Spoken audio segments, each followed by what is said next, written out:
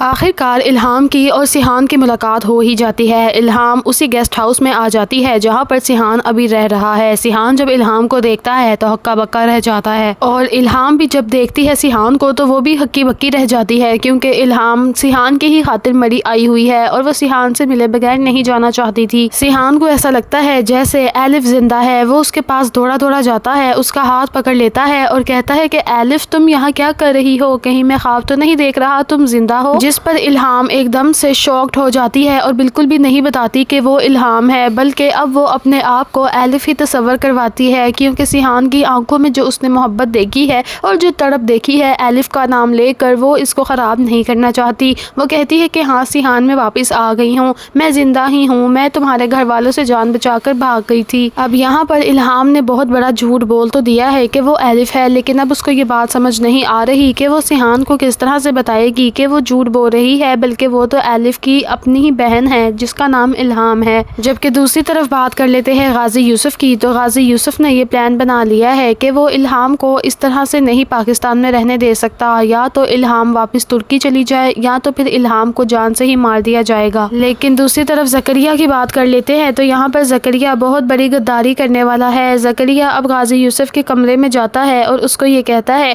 کہ سر آپ تو ہاتھ پہ ہاتھ رکھ کر ہی بیٹھ گئے ہیں، سیحان بابا کے بارے میں بھی کچھ سوچ لینا۔ جس پر وہ کہتا ہے کہ میں کیا ہی کروں، سیحان تو ایلف کی جدائی کا غم لے کر ہی بیٹھ گیا ہے۔ جس پر زکریا کہتا ہے کہ مجھے لگتا ہے ہمیں ایلف کو مارنا نہیں چاہیے تھا، ایلف کا ایک قتل ہمیں اتنا بھاری پڑ گیا ہے کہ سیحان ہی ہمارے ہاتھ سے نکل گیا ہے۔ اب یہ دونوں جب یہ بات کر رہے ہوتے ہیں تو پیچھے کھڑی چندا ان کی ساری کی ساری باتیں سن لیتی ہے۔ چندا کی تو جان ہی نکل جاتی ہے یہ سن کر کہ سیحان کی بیوی ایلف کو ان دونوں نے مل کر مارا ہے، لیکن چندا ڈر کی ماری کچھ بھی نہیں بولتی، کیونکہ چندا جانتی ہے اگر وہ کچھ بولے گی تو اس کی جان چلی جائے گی۔ لیکن چندا یہ خاموش ہو کر بھی نہیں بیٹھ سکتی، چندا فوراً سے الہام کو کال کر دیتی ہے، چھپ چھپ کے اپنے کمرے میں بیٹھی ہوتی ہے، کہتی ہے کہ مجھے آپ کو بہت ضروری بات بتانی ہے الہام۔ جس پر الہام کہتی ہے کہ کیا بات ہے چندا، آپ اتنی گھبرائی ہوئی کیوں لگ رہی ہیں؟ جس پر چندا کہتی ہے کہ میں نے ابھی ابھی غازی یوسف کی اور زکریا کی ساری باتیں سنی ہیں اور مجھے بہت ڈر لگ رہا ہے کہ کہیں مجھے یہ لوگ مار نہ دیں۔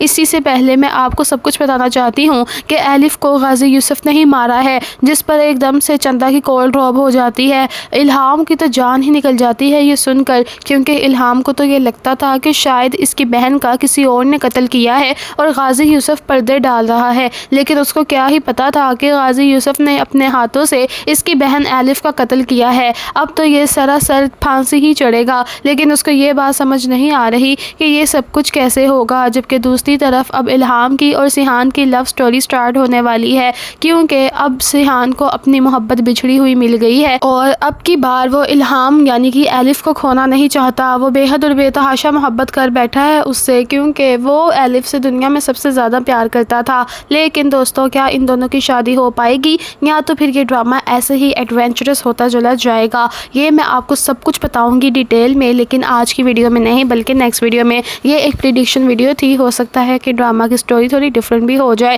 امید کرتی ہوں آپ کو آج کی پریڈکشن ویڈیو پسند آئی ہے تو جاننے سے پہلے میرے چینل کو سبسکرائب کرتے جائیے گا، اور اپنے دوستوں کے ساتھ بھی ویڈیو کو شیئر کرنا مت بھولیے گا، اور کمنٹ میں اپنی رائے سے بھی آگاہ کریں مجھے۔ اللہ حافظ۔